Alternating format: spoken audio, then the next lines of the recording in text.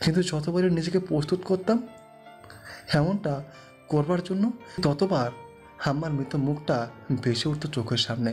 আমি আমি ভুলতে পারি না হাম্মার চলে যাওয়াটা, ভুলতে পারি না হাম্মার কান্নাগুলো। এখন তুই বল রোদ, বোনটার সাথে অন্যায় করে আমি কিভাবে তোদের সাথে ন্যায় বিচার করি, যেখানে বোনটার কাছেই এখনও নিজের কৃতকর্মের জন্য ক্ষমা চাইতে পারলাম না, সেখানে। বাকিটা আর বলতে পারলেন না দুর্বল কবির সাহেব। মানুষটা বুকে হাত চেপে পেছনের দিকে গা এলিয়ে বসলেন। রুদ্র ছলছল চোখে নিয়ে বাবার দিকে তাকিয়ে আছে। সে কিছুটা গলা খাকারি দিয়ে বলে উঠছে, ঘরে চলো আব্বু, শরীর খারাপ করছে তোমার। চট করে সোজা হয়ে বসলেন কবির সাহেব। সিক্ত চোখ দুটো হাতের উল্টো পিছে কোনো মতে মুছে নিয়ে তায়েব সাহেবকে বললেন, গাড়ি বের কর তায়েব, যেতে হবে আমাদের। তায়েব সাহেব ফ্রি কুচকালেন, সন্ধিহান গলায় বলে উঠছেন, এই শরীর নিয়ে আবার কোথায় যাবে?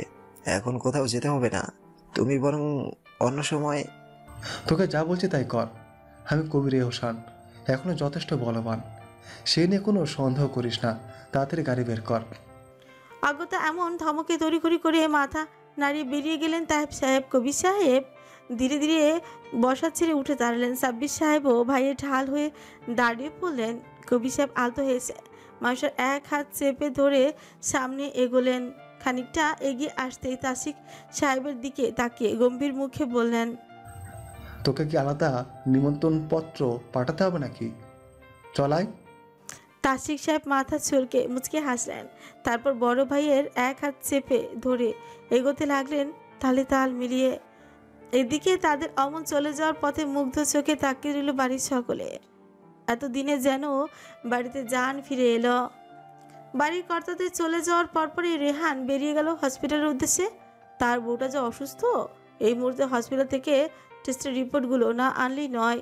রুহি দুর্বল শরীরটা নিয়ে কোনো মতে হেলে দুলে মায়ের ঘর অবধি গিয়েছে। অমনি তার শরীরটা কেমন টলতেই লাগলো। রৌদ্র বোনের এহেন অবস্থা দেখে তৎক্ষণাৎ ছুটে এলো। বোনকে নিজের সঙ্গে আগলে নিয়ে আলতো স্বরে জিজ্ঞেস করলো, কি হয়েছে তোর? খারাপ লাগছে খুব?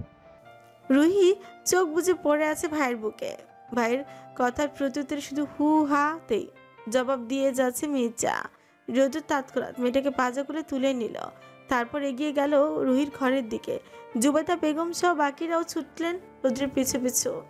চিং চিং চিং চিং একের পর এক কলিং বেল বেজেই চলেছে, অথচ কেউ এসে গেটটা খুলছে না। ইকরা এবং ইফতি ড্রয়িং রুমে বসে সে কি তর্কাতর্কি চালাচ্ছে নিজেদের মধ্যে। মনে হচ্ছে তৃতীয় বিশ্বযুদ্ধ এই বুঝি তাদের মধ্যেই লাগলো বলে। শাহানূর সাহেব নিজের ঘরে বসে আরামসে পত্রিকা পড়ছেন। তার আর বাইরে কি ঘটেছে তা নিয়ে বিলকুল ইন্টারেস্ট নেই। সে তো নিজের মধ্যেই ব্যস্ত। ওদিকে কলিং বেল যেন থামবার নামই নিচ্ছে না। এখানে অনবরত শব্দে অবশেষে রান্নাঘর থেকে হাঁক ছুড়লেন আমরিন বেগম। ইফতেকরা, তোদের কানে কি তুলো গুজে রেখেছিস? সেই কখন থেকে কলিং বেলটা বাজছে, গেটটা খুলছিস না কেন? মায়ের অমন হাঁকাহাঁকিতেও তেমন কোনো হেলদোল দেখা দিল না ইফতি কিংবা ইকরার মাঝে। তারা তাদের মধ্যে চলমান যুদ্ধটা খানিক বিরতি দিয়ে একজন অপরজনকে বলছে, যা গেট খোল। ইফতির অমন আদেশ বাক্যে নাক মুখ কুচকে তাকা ইকরা। মুখ ফেংচি কেচে বলে উঠছে, তুই যা, আমি পারবো না। নিজের হাঁটুর বয়সী মেয়ের মধ্যে অমন তেরা তেরা কথা শুনে গায়ে বুঝি ভারী জ্বলুনি হলো ইফতির। সে কেমন তাতে তো চেপে বলল, যা তাড়াতাড়ি, না হলে আম্মুর কাছে কিন্তু বিচার দিব আমি। ইকরা মুখ বাঁকায় দৃষ্টি সরিয়ে আনলো ভাইয়ের উপর থেকে। তারপর নিজ আসনে অনড় হয়ে বসে থেকে ফুসফুস করে করতে লাগলো, বলল, যা মনে চাই কর যা। ওদিকে ফের কলিং বেল বেজে উঠল। এবার যেন ধৈর্যের বাঁধই ভেঙে গেল আমরিন বেগমের। তিনি হাতে খুন্তি নিয়ে ছুটে এলেন রান্নাঘর থেকে। ড্রয়িং রুমে পা রাখতে মুখটা শক্ত হয়ে এলো তার। ভাবা চায় ছেলে মেয়ে দুটো কতটা বাজে হয়েছে দিন দিন। সেই সঙ্গে ম্যানার্সটাও বুঝি ভুলে বসেছে এক প্রকার। আমরিন বেগম ছেলে মেয়ের দিকে গরম খুন্তি তাক করে দাঁত কটমট করতে করতে বললেন, তোদের আজকে খবর আছে দেখবি। বলে তিনি তড়িঘড়ি করে চলে গেলেন সদর দরজার দিকে। এক হাতে খুন্তি নিয়েই দরজাটা খুলে দিলেন তিনি। আর পরক্ষণেই দরজার সামনে যাদের দেখলো তাতেই যেন হা হয়ে গেল মানুষটা। হতবিহ্বলতায় হাতের স্টিলের খুন্তিটা অবহেলায় গড়িয়ে পড়ল ফ্লোরে। আমরিন বেগম ঘন ঘন নিঃশ্বাস ফেলে তড়িৎ গতিতে দরজার আড়ালে গিয়ে লুকিয়ে পড়লেন। বুকটা কাঁপছে তার, সে সাথে বদনেও এসেছে মৃদু কম্পন। ইপ্তি মায়ের এহেন অবস্থা দেখে তৎক্ষণাৎ ছুটে এলো দরজার সামনে। মায়ের দিকে তাকে বিচলিত হয়ে জিজ্ঞেস করে বসে, কি হয়েছে তোমার? এভাবে কাঁপছো কেন? আমরিন বেগম কথা বলছেন না। তিনি বুকে হাত চেপে হাঁপিয়ে যাচ্ছেন একাধারে। খানিক বাদে তিনি কণ্ঠ খাদে নামিয়ে ছেলেকে বলে, বাইরে কি সত্যিই তারা দাঁড়িয়ে আছে ইপ্তি, নাকি এটা আমার ওই বিভ্রম? ইপ্তি এবার বাইরের দিকে দৃষ্টি তাক করলো। পরক্ষণই তার অবাক কঞ্চ ফুরে বেরিয়ে এলো। আপনারা? দরজার সামনে বুকের কাছে দুহাত ভাঁজ করে দাঁড়িয়ে আছেন এহসান পরিবারের 4 ভাই। ইফতির কথায় মুচকি হাসলো তায়েব সাহেব, বলল, মামা বলতে কষ্ট লাগে বেটা। ইফতি এবার বেশ অবাক হলো। সেও তো তার মায়ের মতো বিভ্রম নিয়ে তাকিয়েছে। হয়তো এখনো তার পুরোটা বিশ্বাসই হচ্ছে না পুরো ব্যাপারটা। অবশেষে কবির সাহেব মুখ খুললেন। কোমরের পেছনে 2 হাত বেঁধে ভারকি কঞ্চে বললেন, এখান থেকেই চলে যাবো পাখি, ভাইকে ভেতরে রাখবি না? অজ্ঞতা এমন কথায় তড়িঘড়ি করে আড়াল থেকে বেরিয়ে আসেন আমরিন বেগম। চোখে মুখে একরাশ পিপসম লেপটে তিনি চলমল পায়ে এগিয়ে আসেন ভাইদের নিকট। তারপর কে জানে কি হলো তার, তিনি আর নিজেকে আটকে রাখতে পারলেন না। হুট করে বড় ভাইয়ের বুকটাই দখল করে নিলেন তিনি। হাউ মাউ করে কাঁদতে লাগলেন, বড় ভাইয়ের পিঠ আঁকড়ে ধরে। কবির সাহেব ভেজা চোখে হাসলেন খানিকটা, হাত বাড়িয়ে বোনের মাথায় আলতো করে বুলিয়ে দিতে লাগলেন নিঃশব্দে। না তিনি কিছু বলছেন আর না বোনকে থামাচ্ছেন, কাঁদতে দিচ্ছেন বোনটাকে। হয়তো জমিয়ে রাখা কান্নাগুলো বেরিয়ে পড়লে সবটা সহজ হবে তাদের জন্য। হ্যালো স্যার, স্যার শুনছেন? হসপিটাল থেকে কল চলে আসায় খানিকটা সময় নিয়ে রিসিভ করে রোদ্র। রুহিটা এখনও কেমন অসাড় হয়ে পড়ে আছে বিছানায়। রেহানটাও সেই কখন বেরোলো রিপোর্ট আনতে, এখনও তো ফেরার নামগন্ধটিও নেই। রৌদ্র ফোনটা রিসিভ করে কানে ঠেকাতে ওপাশ থেকে একজন নার্স ব্যস্ত হয়ে কথাগুলো বলতেই লাগলো রৌদ্রকে। রৌদ্র ফু কুচকে জিজ্ঞেস করলো, হ্যাঁ শুনছি, কি হয়েছে? স্যার আপনার বন্ধু, কি যেন নাম? রেহান? জি স্যার, তিনি। রৌদ্র গুটিয়ে রাখা ফ্রুটা আরও খানিকটা কুচকে আসে। সে তৎক্ষণাৎ সন্ধিহান গলায় প্রশ্ন ছড়ে, কি হয়েছে ওর? কোথায় ও? স্যার আর বলবেন না, আপনার বন্ধু এসেছে তার ওয়াইফের টেস্ট রিপোর্ট নিতে, and report positive. I mean patient is pregnant. বাস এটুকুই বললাম আমরা। আর ঠিক তক্ষুনি আপনার বন্ধু খবরটা শোনা মাত্রই জ্ঞান হারিয়ে ফেলেছে। এখন আমরা কি করব স্যার? অ্যান্ড একটা সুখবরের বেচারা রৌদ্র বোনের জন্য খুশি হবে নাকি বন্ধুর অবস্থা শুনে দুঃখী হবে, এ নিয়ে পড়ল চরম বিপাকে।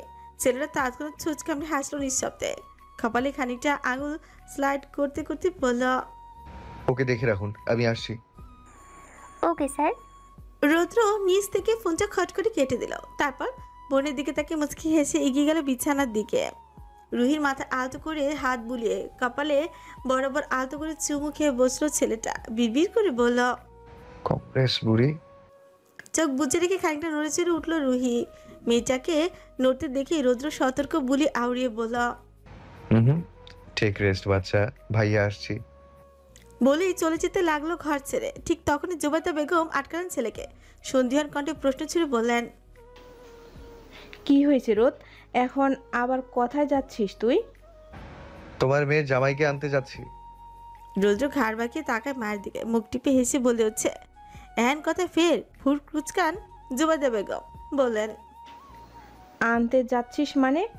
রেহান না হসপিটালে? রৌদ্র বাঁকা হাসলো এবার। মায়ের উপর থেকে চোখ সরিয়ে বলে উঠছে, হসপিটালে, তাও আবার জ্ঞান হারিয়ে বসে আছে। কি? একসঙ্গে প্রায় সকলেই আটকে উঠে বললেন কথাটা। রুহি তো তৎক্ষণাৎ দুর্বল শরীরটা নিয়ে কোনো মতে হেলে দুলে উঠতে চাইলো। সে তো অরিনটা গিয়ে তাকে আগলে নিল নিজের সঙ্গে। জুবাইদা বেগম অস্থির হয়ে বললেন, জ্ঞান হারিয়েছে মানে? কি হয়েছে ছেলেটার?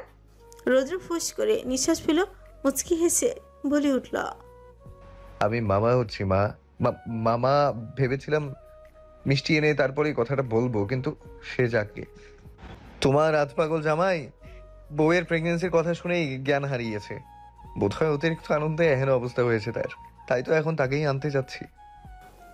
রোদ্রে চকচকে কালো গাড়িটা ধুলো উড়িয়ে এসে থামলো হসপিটালের সামনে। কিয়ৎক্ষণ বাদে গাড়ি থেকে সগর্বে বেরিয়ে আসে ছেলেটা, তারপর গটগট পায়ে এগিয়ে যায় হসপিটালের ভেতরে। কেবিনের বেডে জ্ঞান হারিয়ে পড়ে আছে রেহান। তার বেডের পাশে দুধারে দাঁড়িয়ে আছে দুজন নার্স, একজনের হাতে রুহির রিপোর্ট ফাইল। রোজও কেবিনে ঢুকতেই মুখ কুচকে নিল বিরক্তিতে, চোখে মুখে একটা বিরক্তি নিয়ে এসে গটগট করে পায়ে এগিয়ে আসে রেহানের বেডের পাশে দাঁড়িয়ে থাকা নার্সের উদ্দেশ্যেই বলে, কতক্ষণ যাবত সেন্সলেস? স্যার 35 মিনিটের মতো হবে। নার্স দুজনের মধ্যে থেকে একজন মুহূর্ত ব্যয় বলে ওঠে, স্মেলিং সল্ট আনুন। আর আপনি গিয়ে ঠান্ডা পানি আনুন। রোজও ঠোঁট কামড়ে ভাবলো কিছু একটা, পরক্ষণই নার্সকে গম্ভীর কণ্ঠে বলে ওঠে। কথাটা বলতে দেরি নার্স দুজন ছুটতে দেরি হলো না। প্রায় মিনিট 5 মধ্যেই তারা প্রয়োজনীয় সরঞ্জাম নিয়ে হাজির হলো রৌদ্রের সামনে। রৌদ্র নার্সের হাত থেকে ঠান্ডা পানি নিয়ে হালকা ছিটিয়ে দিতে লাগলো রেহানের চোখে মুখে। অচেতন ছেলেটার গালে আলতো করে চাপড় দিয়ে ডাকতে লাগলো ধীরে ধীরে, রেহান, ও রেহান, উঠ ভাই। না, এ তো কোনো কাজই হচ্ছে না তেমন। রোজু এবার অন্য নার্সের হাত থেকে স্মেলিং সল্টটা হাতে নিয়ে নেয়, তারপর সেটি রেহানের নাকের কাছে ধরে রাখলো কিছুক্ষণ। মিনিট 2 পেরোতেই রেহানের বন্ধ চোখের পাতাগুলো হালকা নড়াচড়া হতে লাগলো যেন। তা দেখে রোজু খানিক ফুস করে নিঃশ্বাস পেল। রেহান ধীরে ধীরে চোখ মেলে তাকায়, নিজেকে বিছানায় অমন পড়ে থাকতে দেখে খানিকটা হকচকে ওঠে ছেলেটা। সে তড়িঘড়ি করে উঠতে নিলেই বাদসাজে রুদ্র গম্ভীর মুখে সে বলে উঠছে, আস্তে, কোথাও পালাতে হবে না তোর, এত তাড়াহুড়োর কিছু নেই। রেহান কি বুঝলো কে জানে। ছেলেটা কেমন হতবুদ্ধি নেয় তাকিয়ে রইল রৌদ্রের দিকে। কিয়ৎক্ষণ বাদে রেহান নিজেকে কোনো মতে সামনে নিয়ে বলল, জানিস ভাই, আমি না একটা স্বপ্ন দেখেছি যেখানে কে যেন এসে আমাকে বলছে আমি বাবা হচ্ছি। স্বপ্নটা সুন্দর না রোদ? এহেন কথা উপস্থিত নার্স দুজন মুখ টিপে হাসতে লাগলো। রৌদ্র তাদের দিকে চোখ তুলে তাকাতে মানুষ দুটোর মুখ থেকে হাসিটা যেন সরে গেল তৎক্ষণাৎ। রৌদ্র তাদের ইশারায় কেবিন ছেড়ে বেরিয়ে যেতে বলল। নার্সরাও বাধ্যের ন্যায় মাথা নাড়িয়ে চলে গেল কেবিন ছেড়ে। তারা যেতেই রেহান কেমন বোকা বোকা স্বরে বলল, ওরা আমার কথায় মুখ টিপে হাসলো কেন রে? আমি কি এমন বললাম? রৌদ্র এবার শক্ত চোখে তাকালো রেহানের দিকে। ছেলেটার এমন দৃষ্টি দেখে রেহান বুঝি ঢোক গিল সামান্য। সে কিছু বলতে উদ্যত হতেই রৌদ্র তখন তাতে দোয়া চেপে বলল, তুই কোনো স্বপ্ন দেখিসনি কথা, ওইটা সত্যি ছিল। Ruhi is pregnant and you are going to be a father, idiot একটা।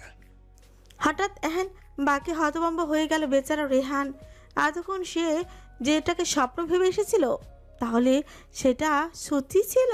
সে সত্যি বাবা হতে চলেছে। রেহান তবুও হয়তো নিজের কানকে বিশ্বাসই করতে পারলো না পুরোপুরি। সে রৌদ্রের ফুলে ফেপে থাকা বাহুটা ধরে আলগোছে ঝাঁকি দিয়ে বলে, তুই সত্যি বলছিস রোদ?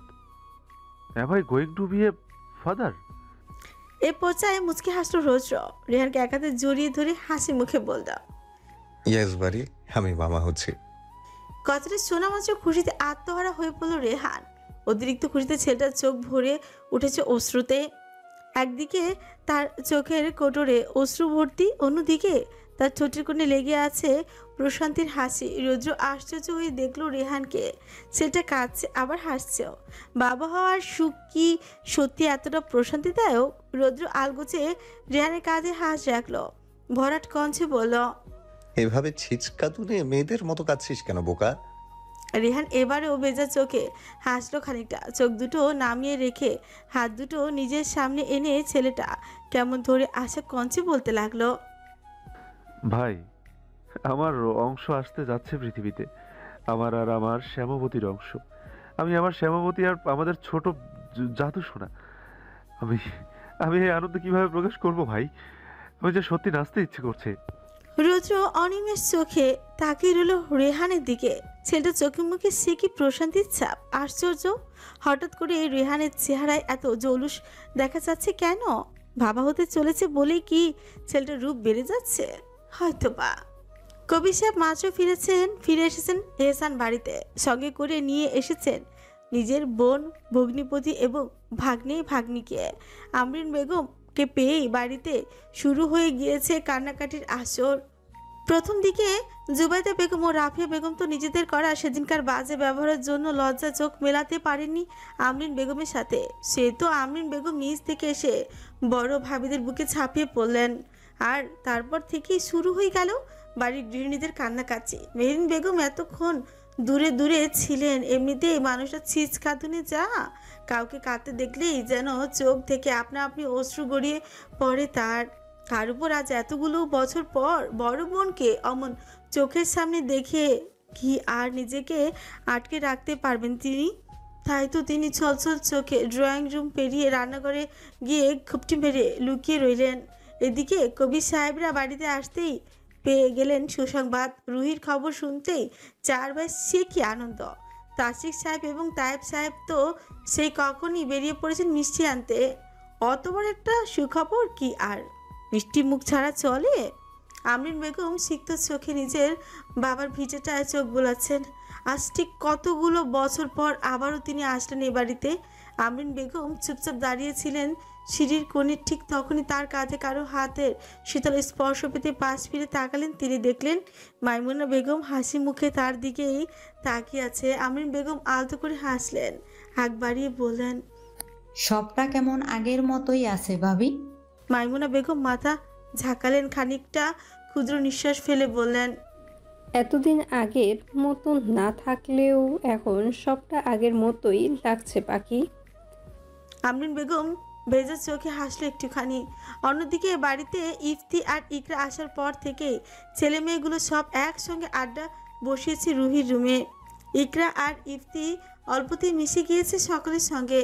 আর মিশবে নাই বা কেন, কাজিন বলে কথা।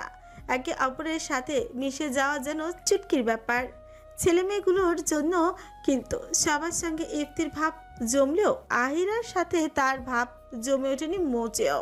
আহিরা ইকরার সঙ্গে হেসে খেলে কথা বললেও ইফতির দিকে ফিরে অবধি তাকায়নি একবারও। কেন তার এমন ব্যবহার খেছা নেয়। বিকেল 5:30। এহসান বাড়ির পরিবেশ এখন বেশ রমরমা। এই তো দুপুরের দিকেই এ বাড়িতে এক ঝাঁক মিষ্টান্ন নিয়ে হাজির হয়েছেন শিকদার বাড়ির লোকজন। ওসমান শিকদার এবং তার স্ত্রী তো যেন নাতি নাতনি হবার আনন্দে আটখানাই হয়ে গেছেন। তারা এসেছে পর থেকে রুহিকে কেমন চোখেই হারাচ্ছেন। সেই সাথে মেয়েটার পাগল বটটা তো আছে। হসপিটাল থেকে ফিরে এসে ছেলেটা শুরু করলো আরেক কাণ্ড। একটু পরপরই, বউ এভাবে বসতে কষ্ট হচ্ছে, বউ এটা খেতে কষ্ট হচ্ছে, তোমার কি হাঁটতে অসুবিধা হচ্ছে, কোলে নিব, তোমার কি মাথা ঘোরাচ্ছে, এই নিয়ে আরো কত হ্যান ত্যান কথাবার্তা। রুহি তো পিছে বিরক্ত হচ্ছে ছেলেটাকে নিয়ে। এখনই এই হাল তার, তাহলে বাকি দিন কি করবেন মহাশয় কে জানে। ড্রয়িং ভর্তি মানুষজন, একে অপরের সঙ্গে পুরনো কথা তুলে আড্ডা ব্যস্ত বড়রা। ছোটরা সবাই মিলে ছাদে গিয়েছে আড্ডা দিতে। বড়দের মাঝে থেকে তোরাই বোর হবে তারা। রোজও ছাদে এসে দাঁড়িয়েছে মাস্টরয়। তার চোখ দুটো যেন সাথে সাথে আটকে গিয়েছে তার প্রাণ ভোমরার দিকে। অরিনটা কি সুন্দর হেসে হেসে কথা বলছে ইকরার সঙ্গে। মেয়েটাকে আবার আজকে কোন ভূতে তোলো কে জানে। সেও বাকিদের সঙ্গে তালে তাল মিলে শাড়ি পরেছে, তাও আবার যেন তেন রঙের না, শাড়ি না, রোজের পছন্দের রং ম্যাজেন্ডা রঙের শাড়ি পরেছে মেচা। ছাদের খোলা হাওয়ায় মেয়েটার কোমর সমান চুলগুলো আলতো করে দুলছে। রোজও অপলক তাকিয়ে আছে মেয়েটার দিকে। অন্যদিকে অনেকেও আছে এখানে। সে দাঁড়িয়ে আছে ইফতির সঙ্গে। তাদের দুজনের মাঝে কি নিয়ে যেন আলাপচারিতা চলছে। বেশ কিছুক্ষণ ধরে আলাপের মাঝে বেশ কয়েকবার অনেকের অবাধ্য চোখ দুটো এসে ঠেকেছে অদূরে থাকা কালো শাড়ি পরিহিত ইকরার পানে। যদিও বা অনেক নিজের দৃষ্টি সংযত করবার বেশ প্রয়াস চালাচ্ছে, তবুও তার বেহায়া দৃষ্টি কি আর অত কথা শুনে? এই যেমন এখনো তার দৃষ্টি গিয়ে আটকে আছে ইকরার কাজল টানা চোখ দুটোর মাঝে। ইফতি সৌর চোখে অনেকের দৃষ্টি লক্ষ্য করলো। ছেলেটা সেই কখন থেকে দেখে যাচ্ছে এই অনেক ভাই তার বোনকে কেমন চোখে চোখে রাখছে। অনেক ভাইয়ের চোখের দৃষ্টি বুঝতে খুব একটা বেগ পোহাতে হয়নি ইফতির। শত হলেও পুরুষ মানুষ বলে কথা। অনেককে এখনো ইকরার দিকে অপলক তাকিয়ে থাকতে দেখে ইফতি খানিকটা গলা খাকারি দিয়েই উঠছে। হঠাৎ এহেন কাজে খানিকটা তৎক্ষণাৎ নিজের দৃষ্টি সরিয়ে আনে অনেক। সেটা কেমন চোর ধরা পড়ে যাওয়ার মতো কাছামুচি করতে লাগলো। তা দেখে ইফতি মুখ চিপে হাসলো, কঞ্চু খাতে নামিয়ে বলল, দৃষ্টি সংযত করুন ভাইয়া, বিয়ের পর না হয় মন ভরে দেখবেন আমার বোনকে, অতদিন একটু ধৈর্য ধরে থাকুন না হয়। কথাটা বলে চমৎকার হাসলো ইফতি। আর অনেক সে কেমন লাজুক হাসতে লাগলো অন্যদিকে মুখ ঘুরিয়ে। অনেকক্ষণ ছাদে দাঁড়িয়ে থাকতেই যেন হাঁপিয়ে উঠল রুহি। মেয়েটা নিচে নেমে যেতে উদ্যত হতে রেহান এসে তৎক্ষণাৎ নিজের বাহু ধরে আগলে নিল মির্জাকে। হঠাৎ এমন কাণ্ডে হকচকে ওঠে রুহি। ছেলেটার দিকে সুকোচকে তাকাইছে, তারপর গলায় ছাঁচ ছেলে বলে, কি হচ্ছে? এটা কি? ছাদ ভরা মানুষজন সবার সামনে এভাবে জড়িয়ে ধরার মানেটা কি? রেহান মুচকে হাসলো, হাত বাড়িয়ে মেয়েটার চোয়ালখানা আলতো করে চাপ দিয়ে আদরে কনছে বলল, থাকুক মানুষজন, তাতে আমার কি? আমি আমার বউ বাচ্চাকে নিজের সঙ্গে করে আগলে নিয়ে যাব, তাতে কার কি? চলো তুমি ঘরে গিয়ে রেস্ট নেবে। রেহানের এমন সোজা সাপটা উত্তরে সন্তুষ্ট হলো না রুহি। মেয়েটা কেমন অতিষ্ঠ কনছে বলে উঠছে, রেহান, আপনি কিন্তু এখন একটু বেশি বেশি করছেন। আমি কিন্তু 7-8 মাসের প্রেগনেন্ট নই। আমাকে এত আগলে টাগলে নিতে হবে না আপনার। আমি যেতে পারবো। মেয়েটার কথা শেষ হওয়ার সঙ্গে সঙ্গে কেমন রেহান দৃঢ় কঞ্চে বলে উঠছে, চুপ করো শ্যামবতী, তুমি আমায় যা ইচ্ছে বোঝাও তাতেও কোনো কাজ হবে না। আমি তোমার খেয়াল নিজের মতো করে রাখবোই রাখবো, তাই চলো। শেষ কথাটা খানিক টেনেই বলল রোহান। ছেলেটার এমন কথা বলার ভঙ্গি দেখে না চাইতো হেসে দিল রুহি। হাত বাড়িয়ে মৃদু কপাল চাপড়ে বিড়বিড় করে পড়ল, পাগল একটা। বিড়বিড় করে বলা কথাটাও যেন বেশ কানে এলো রেহানের। সে তৎক্ষণাৎ নিজের মুখটা রুহির কানের কাছে এনে ফিসফিস করে পড়ল, সে আর বলতে। রুহিকে ধরে ধরে নিয়ে যাচ্ছে রেহান, সেদিকে তাকে মুচকি হাসছে অরিন। রৌদ্র যে কোন ফাঁকে মেয়েটার পাশে এসে দাঁড়িয়েছে সে খবর নেই মেয়েটার। সে তো তাকিয়ে আছে রুহি আর রেহানের দিকে। এদিকে রৌদ্র অরিনের পাশে এসে দাঁড়াতে ইকরা চলে গেছে অন্য পাশে। কিয়ৎক্ষণ বাদে অরিন আনমনি বলে উঠছে, ইস, আমারও যদি বাবু হতো তাহলে কতই না ভালো হতো। ব্যাস এতটুকু শুনতেই ফ্রুজুগোল আপনা আপনি কুচকে আসে রৌদ্রার। সেটা কেমন ভারী স্বরে বলে উঠছে, স্ট্রেঞ্জ, এখনো পুরোপুরি কিছু করতেই পারলাম না, তার আগেই বাবু নেওয়ার কথা বলছিস তুই? ঠিকঠাক মতো কিছু করতে না পারলে বাবুটা নিশ্চয়ই আসমান থেকে টুপ করে তোর কোলে চলে আসবে না? হঠাৎ এমন লাগামের কথা ফরকে যায় অরিন। সে তৎক্ষণাৎ পাশ ফিরে তাকাতে হাঁ হয়ে গেল আপনা আপনি। তার পাশে না ইকরা দাঁড়িয়েছিল, তাহলে মেয়েটা গেল কই হুট করে? তাছাড়া ডাক্তার সাহেবই বা কখন এসে দাঁড়ালো? কখন? এইসব ভাবতে ভাবতেই অরিনের মাথা ধরে আসা জোগাড়। মেয়েটা যখন নিজের ভাবনায় নিমগ্ন তখনই রৌদ্র মেয়েটার কোমর চেপে ধরে আলগোছে। তার এমন কাণ্ডে ছাদে উপস্থিত সকলে যেন হাঁ হয়ে গেল এক মুহূর্তের জন্য। অনেক বেচারা তো কাশি উঠে গেল তৎক্ষণাৎ। ইকরা তখন বিচলিত হয়ে ছুটে এলো অনেকের দিকে। এসে কেমন অস্থির হয়ে জিজ্ঞেস করলো, কি হলো আপনার? পানি খাবেন আপনি? অনেকের প্রতি ইকরার এমন চিন্তা দেখে সরু চোখে চালিয়ে ইফতি। ছেলেটা কঞ্চে একরাশ অনীহা ঠেলে বোনের উদ্দেশ্যেই পড়ল, বাবা, তোর দেখছি এখানে সবার জন্যই বেশ ভালো টান, কিন্তু আমার জন্য তোর এই টানটা মিসিং থাকে কেন শুনি? এখানে যদি অনেক ভাইয়ের পরিবর্তে আমি কাশতে কাশতে মরে যেতাম তাও হয়তো তুই এগিয়ে এসে এক গ্লাস পানি দিতি না। হ্যাঁ। ভাইয়ের এমন টিপ্পনি শুনে ঘটমট দৃষ্টিতে তাকালো ইকরা। ইফতি তৎক্ষণাৎ নিজের মুখটা অন্যদিকে ঘুরিয়ে নিল। ছেলেটা কেমন মুচকি মুচকি হাসছে। ওদিকে আহিরা আর মাহিরা তো সেই কখন ছাদ থেকে পাগার পার হয়েছে। তাদের আবার নিজেদের মধ্যে এক ভিন্ন জগৎ কিনা। রৌদ্র অরিনের কোমর চেপে রেখেছে শক্ত করে। তার নেশালো দৃষ্টি অরিনের সুশ্রী মুখখানাতে নিবদ্ধ। এদিকে অরিন কেমন মুচড়াচ্ছে ছেলের হাত থেকে ছাড়া পেতে, অথচ রৌদ্র দেখো ছেলেটার যেন সেদিকে কোনোরূপ সুক্ষেপ নেই। কিয়ৎক্ষণ বাদে অরিন মিনমিনি স্বরে বলল, ছাড়ুন, সবাই এদিকেই দেখছে। উফ, কি ভাবছে তারা? মেয়েটার এহেন কথায় শিউ কুচকে আর রৌদ্র সে তৎক্ষণাৎ মেয়েটার চোয়াল চেপে ধরে আলতো করে হিসিয়ে বলে, অন্যকে নিয়ে ভাবতে হবে কেন তোর? তুই শুধু আমাতে কনসেন্ট্রেট কর। That will be better for you বৌজান। এ পর্যায়ে থমকালো অরিন। দৃষ্টি হলো অনর। সে কিছুক্ষণ এক দৃষ্টিতে তাকিয়ে রইল রৌদ্রের দিকে। রৌদ্র তখন ছোঁচ কামড়ে ধরল নিজের। পরক্ষণে কেমন চেনে চেনে বলল, ঘরে চলো বৌজান।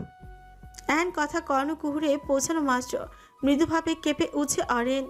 মেয়েটার শির দ্বারা বেয়ে মুহূর্তের মধ্যেই নেমে গেল একটি শীতল স্রোত। ছোট্ট মুখখানা তো লেপটে গেছে খানিকটা লাজুক ভাব। মেয়েটা তৎক্ষণাৎ নিজের মাথাটা নিচু করে নিল। মিনমিনে স্বরে বলল, মুখে লাগাম টানুন, কি সব কথা বলছেন আপনি? এখন আমি কোথাও যেতে পারবো না। রোজও ছুঁচ কামড়ে হাসলো খানিকটা। পরক্ষণে আর কোনো কথা না বলে মেয়েটার হাতের কোনোই চেপে তাকে নিয়ে হাঁটা ধরল সামনের দিকে। অরিন নিজের হাত ছাড়ানোর বৃথা চেষ্টায় তৎপর। রুদ্রের এমন পুরুষালী শক্তির সাথে তার কি আর অত সহজে পেরে ওঠা সম্ভব? এই যে মিস্টার, ওদিকে কোথায় যাচ্ছেন? পেছন থেকে ফেসে আসা পরিচিত কণ্ঠে সেদিকে ফিরে ইফতি। ছেলেটা মাত্র ছাদ থেকে নেমে এসে দোতলা করিডোর ঘুরে ঘুরে দেখছিল। আদৌ সেটা শুধুমাত্র ঘুরে দেখা কিনা নাকি কাকু খেঁচা নেয়। মাইরা স্মিত হেসে এগিয়ে আসে ইফতির থেকে খানিকটা দূরত্বে দাঁড়িয়ে বলে, কি বললেন না যে কোথায় যাচ্ছিলেন? ইফতি প্রসঙ্গ ঘোরাতে তৎপর ঠোঁটের কোণে ফিজেল হাসি টেনে বলল ছেলেটা, তেমন কোথাও না, এমনিতেই বাড়িটা ঘুরে ঘুরে দেখছিলাম। ওহ, শুধু কি বাড়ির ভেতরটাই দেখবেন নাকি বাইরের বাগানটাও দেখবেন? আমাদের বাড়ির বাগানটা কিন্তু খুব সুন্দর। আমাদের রোদ ভাইয়ার হাতে করা বাগান। চলুন আপনাকে সেদিকটা নিয়ে যাই। অজ্ঞতা এমন কথা ইফতি আর যেচে পড়ে না বলতেই পারল না। ছেলেটা আলতো করে মাথা নাড়িয়ে হাঁটা ধরলো মাহিরার পিছু পিছু। অথচ তার চোখ দুটো যেন হন্য হয়ে কোনো এক নির্দিষ্ট ব্যক্তিকে খুঁজতে ব্যস্ত। কিছুক্ষণের মধ্যে ইফতি এবং মাহিরা এসে উপস্থিত হয় বাড়ির বাগানে। সেথায় আসতেই তারা দেখতে পায় আহিরা এবং ইকরা আগে থেকেই বাগানটা ঘুরে ঘুরে দেখছে। আহি মনের সুখে ইকরার সঙ্গে এটা সেটা বলে বলে যাচ্ছে। ইকরাও মনোযোগ দিয়ে শুনছে মেয়েটার কথা। মাঝে মধ্যে দুই একবার হু হা বলে সাড়াও দিয়েছে আহিরার কথার তালে। ইফতির পদযুগল থামল। তার চোখ দুটো যেন এতক্ষণে নিস্তার পেল সেই খোঁজাখুঁজি হতে। ইফতি মনে মনে নিজের এহেন অনুভূতি নিয়ে বেজার আশ্চর্য হচ্ছে দিনকে দিন। আহিরাকে চিনতে সে খুব একটা বেশি দিন হয়নি, কিন্তু তারপরও এই মেয়েটার উপর প্রতি কেন অন্যরকম টান অনুভব করছে সে। তাছাড়া মেয়েটার কথার যা তেজ, কথা যেন না কুরুলের কোপ। বিশেষ করে ইফতির সঙ্গে কথা বলার সময় মেয়েটার কথায় যেন এক থাবা মরিচ গুঁড়োই ঢেলে দেয় কেউ। ইফতি ভেবে পায় না মেয়েটা তার সাথেই কেন এমন ব্যবহার করে। এই যে এখন ইকটার সঙ্গে হেসে খেলে কথা বলছে, অথচ ইফতিকে দেখলে মুখ ঝামটি দিয়ে বসবে মেয়েটা। মাঝে মধ্যে নিজের অনুভূতির প্রতি বড্ড নাকচ হয় ইফতি। দুনিয়াতে কি আর মেয়ের অভাব পড়েছিল যে পরিশেষে এমন একটা ধানি লঙ্কার মতো মেয়ের মায়ে পড়তে হলো তাকে? অন্য কাউকে মনে ধরলে কি এমন হতো? মাহি ইফতিকে নিয়ে এগিয়ে যায় আহিদের কাছে। আহিরা বুঝি দূর থেকে লক্ষ্য করেছে ইফতি এতেই যেন মুহূর্তে মুখভঙ্গির ভাবভঙ্গিমা পাল্টে গেল মেয়েটার। এতক্ষণে হাসাহাসি মুখটায় ছেয়ে গেল কপট ছাঁচালো ভাব। ইফতি সেখানে আসা মাত্রই মেয়েটা অন্যদিকে পা বাড়ালো একা একাই। তা দেখে পেছন থেকে হতভম্ব হয়ে গেল ইফতি। মাহিরা জোর গলায় পেছন থেকে চিকিৎস করে বসে, কি রে, কোথায় যাচ্ছিস? আমরা আরও তোকে দেখে এখানে এলাম। যা বাবা, কি হলো আবার? আহিরা থামলো না।